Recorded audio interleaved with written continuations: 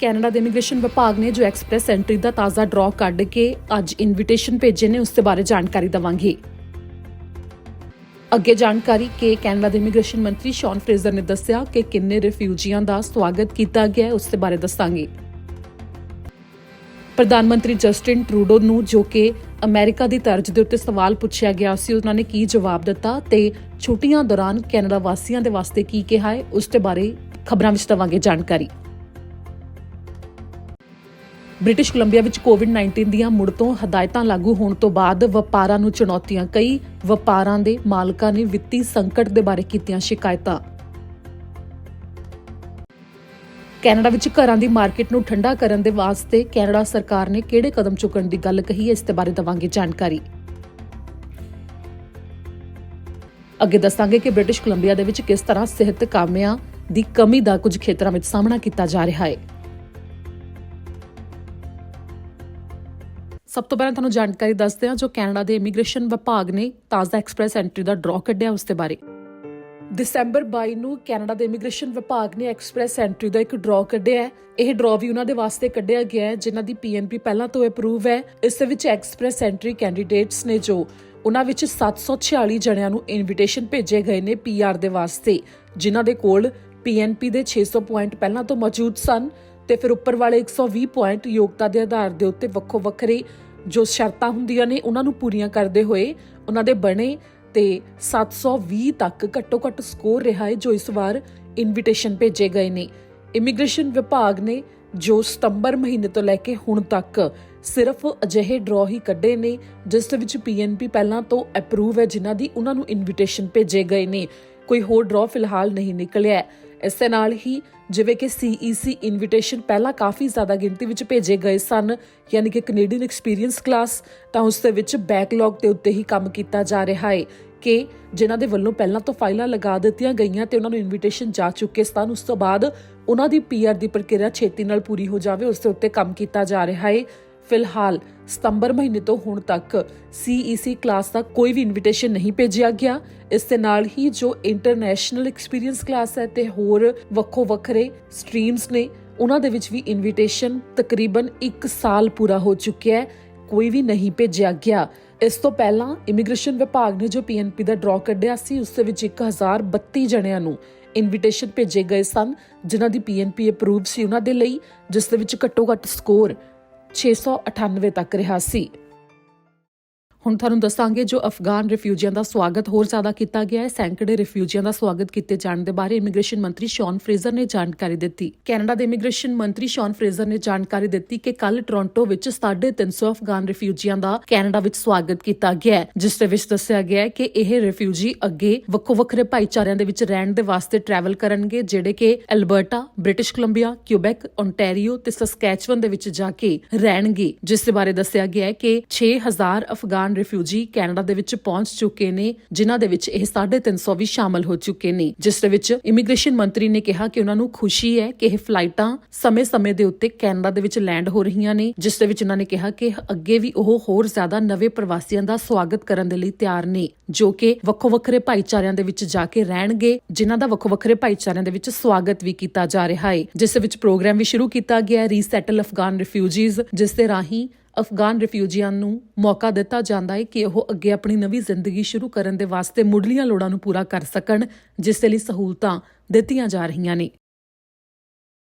ਅੱਗੇ ਜਾਣਕਾਰੀ ਕਿ ਜੋ ਅਮਰੀਕਾ ਦੇ ਰਾਸ਼ਟਰਪਤੀ ਜੋ ਬਾਈਡਨ ਨੇ ਬਿਆਨ ਜਾਰੀ ਕੀਤਾ, ਉਸ ਦੀ ਤਰਜ਼ ਦੇ ਉੱਤੇ ਜੋ ਪ੍ਰਧਾਨ ਮੰਤਰੀ ਜਸਟਿਨ ਟਰੂਡੋ ਤੇ ਉੱਚ ਅਧਿਕਾਰੀਆਂ ਨੂੰ ਸਵਾਲ ਪੁੱਛੇ ਗਏ, ਉਸ ਦੇ ਉੱਤੇ ਉਹਨਾਂ ਦਾ ਕੀ ਕਹਿਣਾ ਹੈ।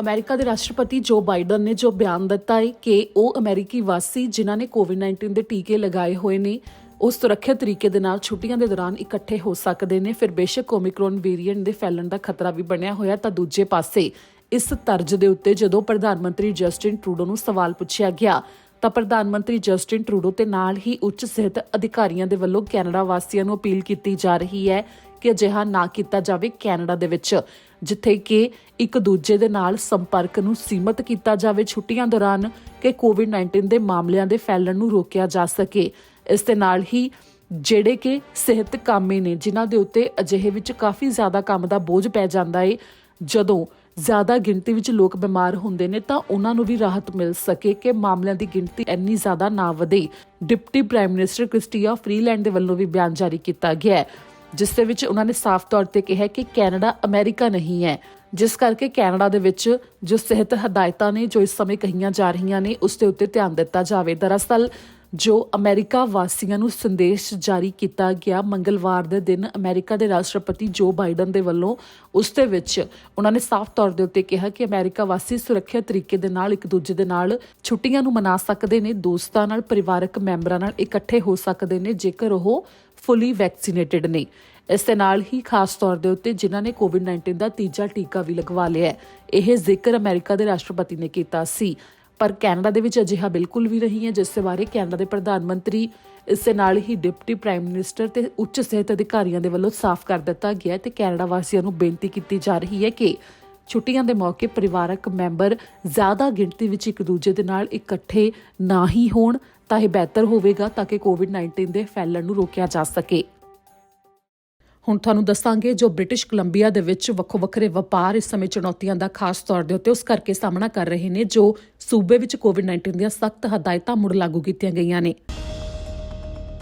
ਜਿਵੇਂ ਕਿ ਇਸ ਸਮੇਂ ਬ੍ਰਿਟਿਸ਼ ਕੋਲੰਬੀਆ ਦੇ ਵਿੱਚ ਕੋਵਿਡ-19 ਦੇ ਕਰਕੇ ਕਾਫੀ ਜ਼ਿਆਦਾ ਸਖਤੀ ਕਰ ਦਿੱਤੀ ਗਈ ਹੈ, ਜਿਸ ਨੂੰ ਲੈ ਕੇ ਕਾਫੀ ਪਾਬੰਦੀਆਂ ਲਾ ਦਿੱਤੀਆਂ ਗਈਆਂ ਨੇ, ਜਿਵੇਂ ਕਿ ਜਿਮ ਵੀ ਬੰਦ ਕਰਨ ਦਾ ਹੁਕਮ ਦਿੱਤਾ ਗਿਆ ਹੈ ਤੇ ਇਸ ਦੇ ਨਾਲ ਹੀ ਨਾਈਟ ਕਲੱਬਸ ਦੇ ਉੱਤੇ ਵੀ ਸਖਤੀਆਂ ਲਾ ਦਿੱਤੀਆਂ ਗਈਆਂ ਨੇ। ਤਾਂ ਉਧਰ ਕ੍ਰਿਸਮਸ ਤੇ ਨਾਲ ਹੀ ਨਵੇਂ ਸਾਲ ਦੀ ਸ਼ਾਮ ਨੂੰ ਇਹਨਾਂ ਥਾਵਾਂ ਦੇ ਵਾਸਤੇ ਖਾਸ ਤੌਰ ਦੇ ਉੱਤੇ ਕਈ ਰਣਨੀਤੀਆਂ ਬਣਾਈਆਂ ਗਈਆਂ ਸਨ ਵਪਾਰਾਂ ਦੇ ਮਾਲਕਾਂ ਵੱਲੋਂ ਤਾਂ ਕਿ ਜ਼ਿਆਦਾ ਤੋਂ ਜ਼ਿਆਦਾ ਲੋਕਾਂ ਨੂੰ ਆਕਰਸ਼ਿਤ ਕੀਤਾ ਜਾ ਸਕੇ ਤੇ ਉਹਨਾਂ ਦੇ ਵਪਾਰ ਨੂੰ ਫਾਇਦਾ ਮਿਲ ਸਕੇ। ਜੋ ਸਾਲ 2020 ਦੇ ਵਿੱਚ ਕੋਵਿਡ-19 ਦੀਆਂ ਹਦਾਇਤਾਂ ਦੇ ਕਰਕੇ ਉਹਨਾਂ ਨੂੰ ਨੁਕਸਾਨ ਹੋਇਆ ਉਸਦੀ ਭਰਪਾਈ ਦੇ ਵਾਸਤੇ, ਪਰ ਫਿਰ ਅਜਿਹਾ ਨਹੀਂ ਹੋਵੇਗਾ। ਨਵੇਂ ਸਾਲ ਦੀ ਸ਼ਾਮ ਤੋਂ ਕਰੀਬ 10 ਦਿਨ ਪਹਿਲਾਂ ਬ੍ਰਿਟਿਸ਼ ਕੋਲੰਬੀਆ ਸਰਕਾਰ ਨੇ ਜੋ ਹੁਕਮ ਲਾਏ ਉਸ ਦੇ ਵਿੱਚ ਕਾਫੀ ਸਖਤ ਹਦਾਇਤਾਂ ਲਗਾ ਦਿੱਤੀਆਂ ਗਈਆਂ। ਇਸ ਦੇ ਨਾਲ ਹੀ ਓਮਿਕਰੋਨ ਵੇਰੀਐਂਟ ਦੇ ਫੈਲਣ ਦੇ ਡਰ ਨੂੰ ਲੈ ਕੇ ਇਹ ਐਲਾਨ ਕੀਤੇ ਗਏ, ਜਿਸ ਤੋਂ ਬਾਅਦ ਖਾਸ ਤੌਰ ਦੇ ਉੱਤੇ ਵੈਨਕੂਵਰ ਦੇ ਵਿੱਚ ਕਈ ਵਪਾਰ ਅਜਿਹੇ ਨੇ ਜਿਹੜੇ ਕਿ ਕਾਫੀ ਜ਼ਿਆਦਾ ਮੁਸ਼ਕਲ ਦਾ ਸਾਹਮਣਾ ਕਰ ਰਹੇ ਨੇ, ਜਿਨ੍ਹਾਂ ਦੇ ਵੱਲੋਂ ਸਰਕਾਰ ਨੂੰ ਕਈ ਸਵਾਲ ਵੀ ਕੀਤੇ ਜਾ ਰਹੇ ਨੇ।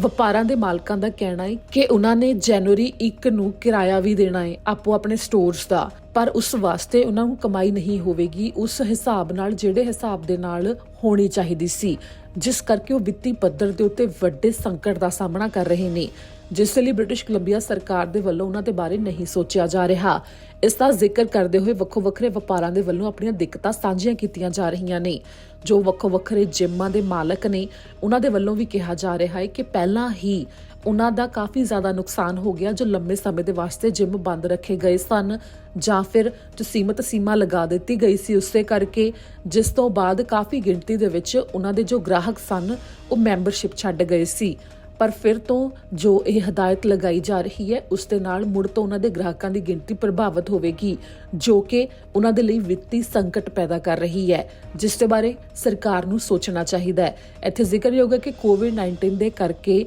ਜਿਹੜੇ ਵਪਾਰਾਂ ਨੂੰ ਨੁਕਸਾਨ ਹੋ ਰਿਹਾ ਹੈ ਉਹਨਾਂ ਦੇ ਵਾਸਤੇ ਜੋ ਸੂਬਾ ਸਰਕਾਰ ਤੇ ਕੈਨੇਡਾ ਸਰਕਾਰ ਦੇ ਵੱਲੋਂ ਵੱਖੋ ਵੱਖਰੇ ਵਿੱਤੀ ਪੱਧਰ ਦੇ ਉੱਤੇ ਪ੍ਰੋਗਰਾਮ ਵੀ ਚਲਾਏ ਜਾ ਰਹੇ ਨੇ। ਉਹ ਪ੍ਰੋਗਰਾਮ ਇਸ ਸਮੇਂ ਉਸ ਤਰ੍ਹਾਂ ਨਹੀਂ ਨੇ ਜਿਸ ਤਰ੍ਹਾਂ ਪਹਿਲਾਂ ਚਲਾਏ ਜਾ ਰਹੇ ਸਨ ਜਦੋਂ ਕੋਵਿਡ-19 ਦੇ ਕਰਕੇ ਬੁਰੇ ਹਾਲਾਤ ਬਣੇ। ਹੁਣ ਉਹਨਾਂ ਪ੍ਰੋਗਰਾਮਸ ਦੇ ਵਿੱਚ ਤਬਦੀਲੀਆਂ ਵੀ ਹੋਈਆਂ ਨੇ, ਜਿਸ ਕਰਕੇ ਹੋ ਸਕਦਾ ਹੈ ਕਿ ਇਹਨਾਂ ਵਪਾਰਾਂ ਨੂੰ ਸਰਕਾਰੀ ਮਦਦ ਲੈਣ ਦੇ ਵਿੱਚ ਵੀ ਦਿੱਕਤ ਦਾ ਸਾਹਮਣਾ ਕਰਨਾ ਪਵੇ ਜਾਂ ਫਿਰ ਘੱਟ ਮਦਦ ਮਿਲੇ, ਪਰ ਇਹਨਾਂ ਦਾ ਨੁਕਸਾਨ ਉਸ ਦੀ ਤੁਲਨਾ ਮੁਤਾਬਕ ਜ਼ਿਆਦਾ ਹੋ ਰਿਹਾ ਹੈ।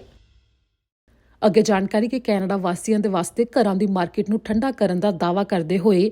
ਹਾਊਸਿੰਗ ਮੰਤਰੀ ਨੇ ਕੀ ਬਿਆਨ ਦਿੱਤਾ ਉਸ ਦੇ ਬਾਰੇ ਦੱਸਾਂਗੇ।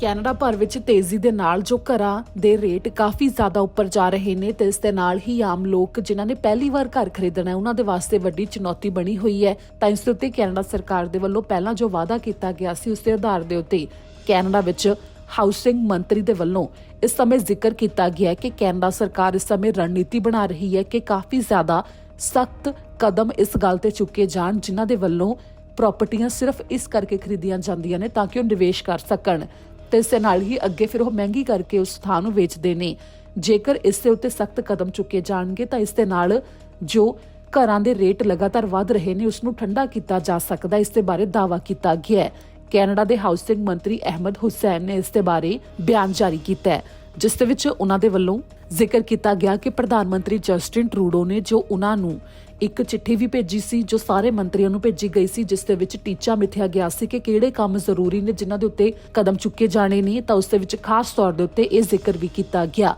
ਕਿ ਸਖਤ ਕਾਰਵਾਈ ਇਸ ਦੇ ਉੱਤੇ ਕੀਤੀ ਜਾਵੇ। ਇਸ ਦੇ ਨਾਲ ਹੀ ਬਾਹਰਲੇ ਮੁਲਕਾਂ ਤੋਂ ਆ ਕੇ ਜਿਹੜੇ ਕੈਨੇਡਾ ਦੇ ਵਿੱਚ ਪ੍ਰਾਪਰਟੀਆਂ ਨੂੰ ਖਰੀਦਦੇ ਨੇ, ਖਾਸ ਤੌਰ ਦੇ ਉੱਤੇ ਵੱਡੇ ਸ਼ਹਿਰਾਂ ਦੇ ਵਿੱਚ, ਉਹਨਾਂ ਦੇ ਕਰਕੇ ਵੀ ਅਜਿਹਾ ਹੈ ਕਿ ਘਰਾਂ ਦੇ ਰੇਟ ਕਾਫੀ ਜ਼ਿਆਦਾ ਵੱਧ ਰਹੇ ਨੇ। ਜੋ ਵੱਖੋ ਵੱਖਰੇ ਕਾਰਨ ਨੇ ਜਿਨ੍ਹਾਂ ਦੇ ਕਰਕੇ ਘਰਾਂ ਦੇ ਰੇਟ ਵੱਧ ਰਹੇ ਨੇ, ਉਸ ਦੇ ਉੱਤੇ ਧਿਆਨ ਦਿੰਦੇ ਹੋਏ ਦਾਅਵਾ ਕੀਤਾ ਜਾ ਰਿਹਾ ਹੈ ਕਿ ਇਸ ਦੇ ਉੱਤੇ ਕੰਮ ਕੀਤਾ ਜਾਵੇਗਾ। ਇਸ ਦੇ ਨਾਲ ਹੀ ਪਹਿਲੀ ਵਾਰ ਘਰ ਖਰੀਦਣ ਵਾਲਿਆਂ ਦੇ ਵਾਸਤੇ ਮਦਦ ਵੀ ਸਰਕਾਰ ਦੇ ਵੱਲੋਂ ਦਿੱਤੇ ਜਾਣ ਦੇ ਬਾਰੇ ਪਹਿਲਾਂ ਵੀ ਪ੍ਰੋਗਰਾਮ ਸ਼ੁਰੂ ਕੀਤਾ ਗਿਆ ਸੀ ਤੇ ਅੱਗੇ ਵੀ ਉਹ ਉਸੇ ਤਰ੍ਹਾਂ ਜਾਰੀ ਰਹੇਗੀ, ਜਿਸ ਦੇ ਬਾਰੇ ਦਾਅਵਾ ਕੀਤਾ ਗਿਆ ਹੈ। ਖਾਸ ਤੌਰ ਦੇ ਉੱਤੇ ਜਿਨ੍ਹਾਂ ਨੇ ਘਰ ਖਰੀਦਣਾ ਹੁੰਦਾ ਹੈ ਤਾਂ ਉਸ ਦੇ ਉੱਤੇ ਜਿਵੇਂ ਕਿ ਹੁਣ ਬੋਲੀ ਲਗਾਈ ਜਾਂਦੀ ਹੈ ਬਲਾਈਂਡ ਬਿਡਿੰਗ, ਯਾਨੀ ਕਿ ਜਿਹੜੇ ਇੱਕ ਵਿਅਕਤੀ ਨੂੰ ਪਤਾ ਨਹੀਂ ਹੁੰਦਾ ਕਿ ਦੂਜੇ ਵਿਅਕਤੀ ਨੇ ਉਸ ਘਰ ਦੇ ਉੱਤੇ ਕਿੰਨੀ ਬੋਲੀ ਲਗਾਈ ਹੈ, ਤਾਂ ਅਜਿਹਾ ਨਾ ਹੋਵੇ। ਇਸ ਦੇ ਉੱਤੇ ਵੀ ਕਦਮ ਚੁੱਕੇ ਜਾਣਗੇ ਕਿ ਕੰਮ ਪਾਰਦਰਸ਼ਤਾ ਦੇ ਨਾਲ ਹੋਵੇ, ਇੱਕ ਦੂਜੇ ਨੂੰ ਪਤਾ ਹੋਵੇ ਕਿ ਇੱਕ ਬੰਦੇ ਨੇ ਕਿੰਨੀ ਬੋਲੀ ਲਗਾਈ ਹੈ ਤਾਂ ਦੂਜਾ ਬੰਦਾ ਕਿੰਨੀ ਉਸ ਤੇ ਬੋਲੀ ਲਗਾ ਰਿਹਾ ਹੈ ਜਦੋਂ ਵੀ ਘਰ ਖਰੀਦਿਆ ਜਾਵੇ, ਜਿਸ ਦੇ ਬਾਰੇ ਦਾਅਵਾ ਕੀਤਾ ਜਾ ਰਿਹਾ ਹੈ ਕੈਨੇਡਾ ਸਰਕਾਰ ਦੇ ਵੱਲੋਂ। ਜੇਕਰ ਬਲਾਈਂਡ ਬਿਡਿੰਗ ਨਹੀਂ ਹੋਵੇਗੀ ਤਾਂ ਇਸ ਦੇ ਨਾਲ ਵੀ ਅਸਰ ਹੋਵੇਗਾ ਕਿ ਘਰਾਂ ਦੇ ਰੇਟ ਥੋੜੇ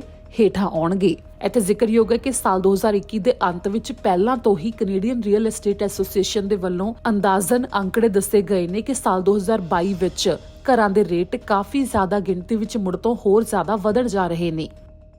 ਬ੍ਰਿਟਿਸ਼ ਕੋਲੰਬੀਆ ਦੇ ਕੁਝ ਖੇਤਰਾਂ ਵਿੱਚ ਸਿਹਤ ਕਾਮਿਆਂ ਦੀ ਕਮੀ ਦਾ ਸਾਹਮਣਾ ਕੀਤਾ ਜਾ ਰਿਹਾ ਹੈ ਤੇ ਇਸ ਨੂੰ ਲੈ ਕੇ ਕੀ ਐਲਾਨ ਹੋਇਆ ਉਸ ਦੇ ਬਾਰੇ ਦੇਵਾਂਗੇ ਜਾਣਕਾਰੀ।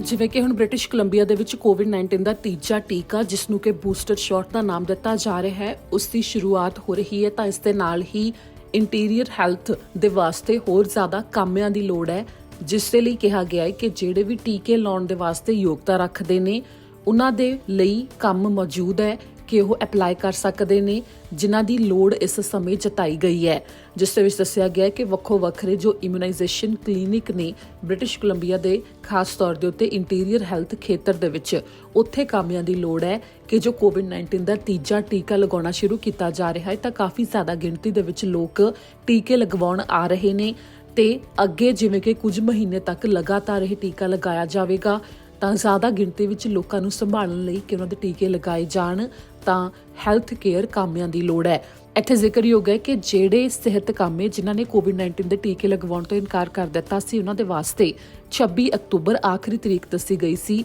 ਕੰਮ ਦੇ ਵਾਸਤੇ। ਇਸ ਦੇ ਨਾਲ ਹੀ 15 ਨਵੰਬਰ ਤੱਕ ਉਹਨਾਂ ਨੂੰ ਕਿਹਾ ਗਿਆ ਸੀ ਕਿ ਉਹਨਾਂ ਨੂੰ ਬਿਨਾਂ ਤਨਖਾਹ ਤੋਂ ਛੁੱਟੀ ਦੇ ਉੱਤੇ ਭੇਜ ਦਿੱਤਾ ਜਾਵੇਗਾ ਤੇ ਕੁਝ ਅਜਿਹਾ ਹੋਇਆ ਵੀ, ਜਿਸ ਤੋਂ ਬਾਅਦ ਸਿਹਤ ਕਾਮਿਆਂ ਦੀ ਕਮੀ ਦਾ ਸਾਹਮਣਾ ਕੀਤਾ ਜਾ ਰਿਹਾ ਹੈ। ਜਿਸ ਤੋਂ ਬਾਅਦ ਹੁਣ ਇੰਟੀਰੀਅਰ ਹੈਲਥ ਵਿਭਾਗ ਦੇ ਵੱਲੋਂ ਕਿਹਾ ਗਿਆ ਹੈ ਕਿ ਉਹ ਸਿਹਤ ਕਾਮੇ ਜੋ ਸੇਵਾ ਮੁਕਤ ਹੋ ਚੁੱਕੀਆਂ ਨਰਸ ਨੇ ਉਹ ਵੀ ਭਾਗ ਲੈ ਸਕਦੀਆਂ ਨੇ, ਮਿਡਵਾਈਵਸ ਵੀ, ਇਸ ਦੇ ਨਾਲ ਹੀ ਜਿਹੜੇ ਪ੍ਰੈਕਟਿਸ ਕਰ ਰਹੇ ਨੇ ਜਾਂ ਫਿਰ ਨਾਨ ਪ੍ਰੈਕਟਿਸ ਫਿਜ਼ੀਸ਼ੀਅਨ ਨੇ ਜਿਹੜੇ, ਇਸ ਦੇ ਨਾਲ ਹੀ ਨਰਸਿੰਗ ਦੇ ਜਿਹੜੇ ਵਿਦਿਆਰਥੀ ਨੇ ਉਹ ਵੀ ਇਸ ਕੰਮ ਦੇ ਵਾਸਤੇ ਅਪਲਾਈ ਕਰ ਸਕਦੇ ਨੇ, ਡੈਂਟਿਸਟ ਵੀ ਕਰ ਸਕਦੇ ਨੇ, ਫਸਟ ਰਿਸਪੌਂਡਰਸ ਵੀ ਕਰ ਸਕਦੇ ਨੇ, ਜਿਸ ਦੇ ਵਿੱਚ ਪੈਰਾਮੈਡਿਕਸ ਤੇ ਫਾਇਰ ਫਾਈਟਰਸ ਵੀ ਆਉਂਦੇ ਨੇ, ਫਾਰਮਾਸਿਸਟ ਵੀ ਕਰ ਸਕਦੇ ਨੇ, ਫਾਰਮੇਸੀ ਟੈਕਨੀਸ਼ੀਅਨਸ ਦੇ ਨਾਲ ਹੀ ਕਾਇਰੋਪ੍ਰੈਕਟਰਸ ਵੀ ਕਰ ਸਕਦੇ ਨੇ, ਜਿਨ੍ਹਾਂ ਦੇ ਵੱਲੋਂ ਟੀਕੇ ਲਗਾਉਣ ਦੇ ਇਸ ਕੰਮ ਦੇ ਲਈ ਅਪਲਾਈ ਕੀਤਾ ਜਾ ਸਕਦਾ ਹੈ ਤਾਂ ਕਿ ਉਹਨਾਂ ਨੂੰ ਜ਼ਿਆਦਾ ਤੋਂ ਜ਼ਿਆਦਾ ਸਿਹਤ ਕਾਮੇ ਮਿਲਣ ਦੇ ਵਿੱਚ ਸੁਖਾਲਾ ਹੋ ਸਕੇ ਕੋਵਿਡ-19 ਦੇ ਟੀਕੇ ਲਗਾਉਣ ਦੇ ਲਈ। ਕਿਉਂਕਿ ਜੋ ਕੋਵਿਡ-19 ਦੇ ਟੀਕੇ ਨਾ ਲਗਾਉਣ ਵਾਲੇ ਸਿਹਤ ਕਾਮੇ ਨੇ ਉਹਨਾਂ ਨੂੰ ਕੰਮ ਤੋਂ ਹਟਾਉਣ ਤੋਂ ਬਾਅਦ ਗਿਣਤੀ ਕਾਫੀ ਜ਼ਿਆਦਾ ਘੱਟ ਹੋਈ ਹੈ।